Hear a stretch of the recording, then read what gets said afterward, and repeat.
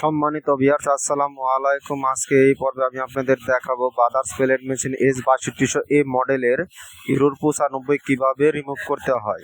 Error 95 মূলত আসে switch on করলে যদি এরর 95 আসে তাহলে বুঝতে হবে আমাদের প্যাডেল ইউনিট পিছনে চাপ লেগে আছে।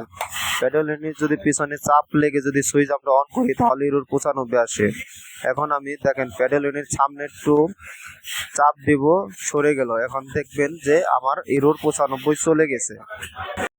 আমি আপনাদের ভালো মতো বোঝানোর কারণে দেখেন সুইচটা বন্ধ করে নিয়েছে এবং পিছনে চাপ দেব।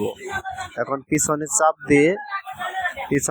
দিয়ে আমি সুইচ অন করব। দেখেন এখন আমি সুইচটা অন করতেছি। দেখেন আমার এরর 95 আসলো। এখন আমি সামনে চাপ দেব, সামনে করা দিলেই দেখেন আমার এরর 95 চলে গেছে। মূলত প্যাডেল ইউনিট সমস্যার কারণেই এরর 95 আসে। এখন আমি সুইচটা বন্ধ করে আবারও অন করব। দেখেন এখন আমার প্যাডেল ইউনিট নিউট্রাল অবস্থায় আছে। এখন আমি সুইচ অন করব। দেখেন এরর 95 নেই। মূলত পিছনে পারান লেগে থাকলেই সুইচ অন করলে এরর 95 আসে। সকলকে ধন্যবাদ।